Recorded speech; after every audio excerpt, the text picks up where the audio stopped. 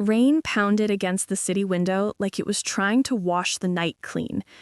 I sat on the couch, clutching the notice in my trembling hands. Late rent notice. 2 months behind, no job since the cafe closed, and my savings had evaporated into takeout boxes and bus rides. That was the night I decided to go upstairs to her. Ms. Hartley lived in the penthouse above my small studio. Elegant, mid-30s, the kind of woman who made silk look like armor. The first time I saw her, she was coming down the stairs, phone pressed to her ear, her voice cool but magnetic. She always smelled faintly of jasmine and rain, the kind of scent you remember without meaning to. When I knocked, my pulse hammered, like I was walking into something dangerous.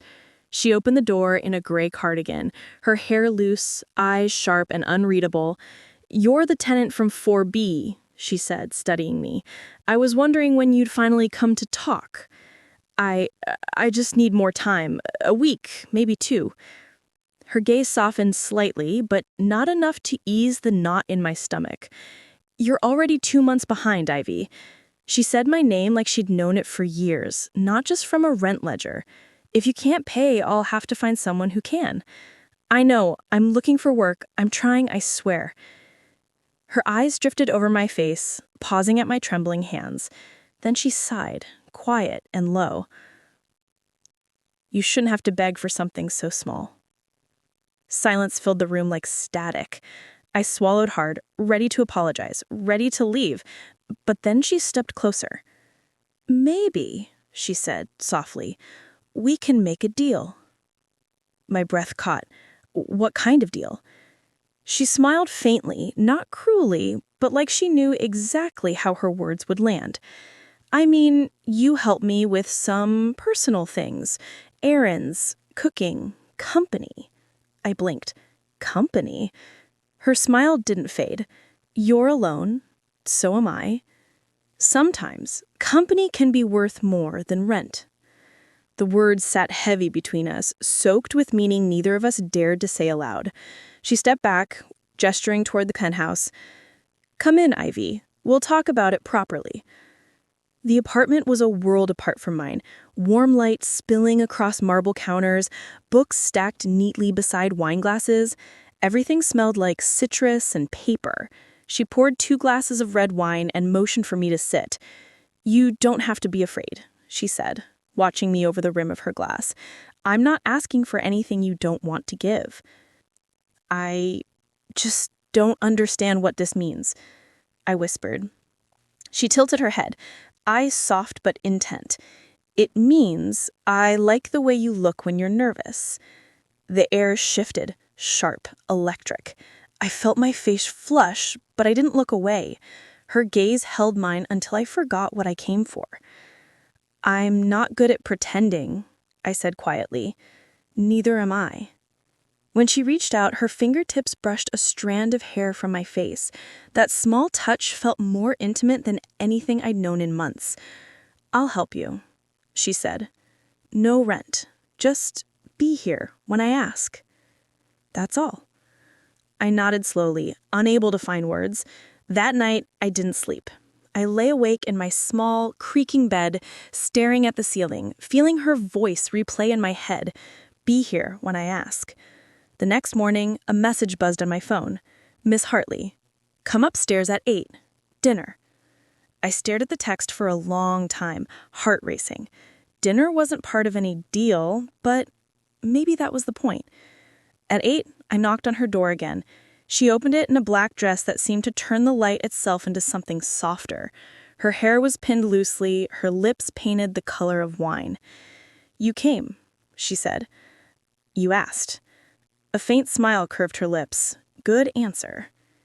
Dinner was quiet at first. She asked about my life, my family, the city. Her voice was calm, her words deliberate. Every time our hands brushed, I felt that same charge between us. Invisible, dangerous, addictive. Halfway through the meal, she leaned back, eyes glinting. "Do you know why I live alone, Ivy?" I shook my head. "Because people always want something from me. Money, power, favors.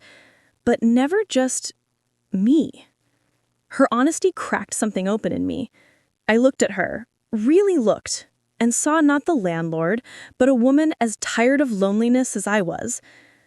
"You're not easy to forget," I said before I could stop myself. She looked at me for a long, quiet moment. Then she said, "Neither are you." Outside, rain began again, the kind that fills the night with the scent of possibility. A week passed after that dinner, and somehow I'd started living between floors, halfway in my small apartment, halfway in hers. Every morning, I'd find a text from her, sometimes short. "Coffee?" Sometimes teasing. "You're late. Are you avoiding your landlord?" And sometimes just my name. It wasn't what she said. It was how she said it. Every word was a thread pulling me closer. One Friday evening, she called when I was folding laundry. Her voice was softer than usual. "Come upstairs," she said. "I need you." I didn't ask for what. I didn't even change my clothes. When I entered her penthouse, the lights were dim, city lights painting the room in gold and blue. A half-empty glass of wine sat on the counter beside her. She looked different, unraveled. She turned toward me slowly, wearing a silk robe that clung to her frame like the night itself. "She didn't mean to scare you," she said quietly. "You didn't," I lied, even though my pulse was trembling in my throat. She laughed under her breath, not mocking, but broken. "You're shaking. So are you." Her eyes lifted to mine, and then, without warning, she reached out, brushing her thumb along my wrist, tracing the veins like she could read something there. "I'm not supposed to do this," she murmured. "You're my tenant. You're—" "Don't say it," I whispered. Her silence was its own answer. For a long moment, we just stood there, breathing the same air, listening to the city hum beyond the windows. Then she stepped closer. "You have no idea what you do to me, Ivy."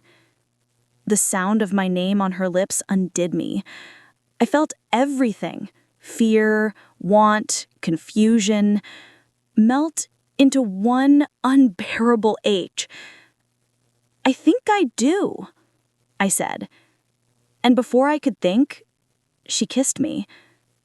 It wasn't a deal. It wasn't a mistake. It was everything we hadn't said, everything we both been pretending not to feel. Her lips were soft, slow at first, then certain, like she'd been waiting too long to start and too afraid to stop. When she finally pulled back, she looked at me like she was trying to memorize my face. She started, then stopped. "I know," I breathed. We didn't talk much after that.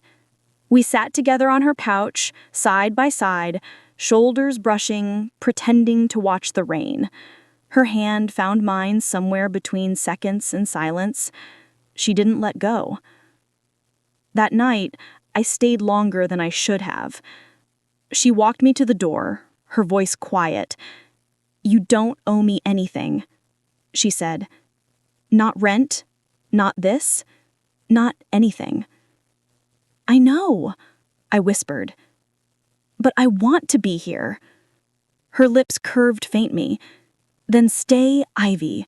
Stay until the rain stops." So I did. Hours passed. We talked about everything. The loneliness of being strong, the way the city never sleeps, the strange ache of wanting someone you can't have. At some point, I rested my head on her shoulder. Her hand drifted into my hair, gentle, almost protective. When dawn came, the rain had stopped, but we hadn't moved. I left her apartment in the soft blue light of morning. My hair smelled faintly of her perfume, jasmine, and quiet fire. Back in my room, I stood at the window and saw her silhouette behind the curtains upstairs. And that's when I realized the deal we made wasn't about rent anymore. It was about us. The next few days blurred into something neither of us could name. She invited me for dinner twice, then breakfast. I started helping her with real things, sorting through contracts, organizing her books, walking her dog. She laughed more around me. She talked about the things she'd given up to build her life: love, risk, softness. One afternoon, she looked up from her laptop and said, "Do you ever think about leaving this city?" I shrugged. "Sometimes, but it's all I know." She smiled faintly. "You're too young to be stuck." "You're not," I said quietly.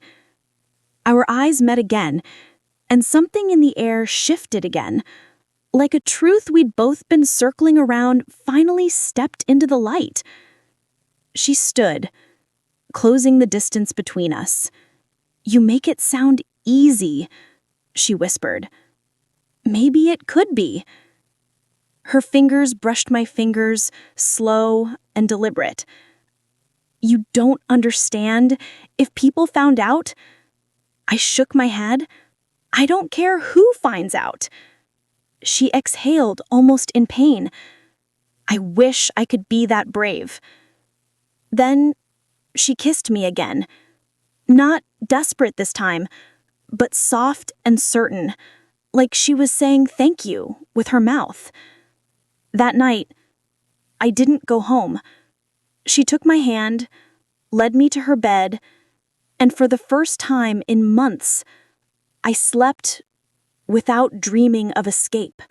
The morning light was soft when I woke up in her bed. She was already awake, sitting by the window with her robe draped loosely around her, coffee in hand, hair falling over one shoulder. She looked like a painting. One of those women you'd never expect to find lonely, yet somehow always were. She turned as she felt me stir. "Morning," she said softly. "Morning," I whispered back. There was no awkwardness, no pretending, just quiet, the kind that felt safe. I walked over and sat beside her, still half asleep. She smiled faintly, handing me her cup. "You take it black, right?" I nodded. She remembered. For a while, we just watched the street below, people rushing, umbrellas spinning, a city alive while we stood still. It almost felt like the world had given us permission to pause. But the world never really does. By noon, her phone had begun buzzing with calls. She ignored most of them, until one name flashed across the screen. Eleanor, building board. Her expression changed. The calm drained, replaced by something tight and tired. She answered, "Yes, Eleanor?" "No, that's not true." I said, "It's under control." Her eyes flicked toward me, then away. "It's my private life. I don't owe anyone an explanation." The call ended, but the silence afterward was heavier than any argument. I stood up, wrapping the sheet around myself. "Someone found out, didn't they?" She hesitated, then nodded once. "Yes, a tenant saw you leaving that morning. They told the board." My stomach dropped. "Are they threatening me with removal?" "Yes," she sighed, running a hand through her hair. Apparently, a landlord having a relationship with a tenant looks unethical. The word relationship lingered in the air. It was the first time either of us had said it aloud. "What are you going to do?" I asked quietly. She looked at me then, really looked at me. "I don't know. I don't want to lose this building, but I also..." Her voice faltered. "I don't want to lose you." My chest ached at the way she said it, like it cost her something. "Then don't," I whispered. Her eyes softened, but her hands trembled when she reached for me. "You make it sound easy." "It is easy," I said. "You just have to choose me." The rest of the day unfolded in silence, not cold, just full of all the words we couldn't yet say. That night, she came downstairs to my apartment. No makeup, no silk robe, just her, vulnerable and real. She said, "I talked to Eleanor again. I told her I'm stepping back from management for a while. Let the lawyers handle it." I blinked. "You'd really?" "Yes," she said, cutting me off gently, "because I'm tired of pretending I don't want something for myself." She stepped closer, her voice trembling but steady. "I've spent half my life managing everything, tenants, finances, appearances. But with you," she stopped, smiling faintly. "With you, I just get to feel." I didn't answer. I didn't need to. I just kissed her, and she kissed me back like she'd been waiting to breathe again. Afterward, she whispered into my neck, "Maybe love isn't a deal, after all." I smiled, tracing her fingers. "No, maybe it's the only thing that doesn't need one." We laughed softly, the kind of laugh that sounds like forgiveness. Weeks passed. Rumors faded, the board moved on, and life began to feel almost normal. Almost. Sometimes when I came home late from work, I'd see her lights still on upstairs, a shadow moving past the curtains. I'd smile to myself, knowing she was waiting. Other nights she'd show up at my door with takeout, barefoot, her hair messy, pretending she just wanted to check the plumbing. We became our own quiet rhythm. Shared mornings, coffee, kisses that smelled like rain and city air. One night, months later, as we sat on her balcony watching the skyline shimmer, she reached for my hand and said, "You changed everything, Ivy." "How?" I asked. "You reminded me what love feels like when it isn't something you're supposed to control." I looked at her then. This woman who once terrified me, who now felt like home. "You reminded me what it feels like to be wanted for real." She leaned in, her lips brushing mine, slow and certain. Then she guessed we saved each other. The city hummed below us, endless and alive. Her hand in mine was warm, steady, a promise without words. Maybe it started as a deal, but it ended as something truer than either of us expected. And as the first snow of winter fell, she whispered, almost to herself, "Stay." I did.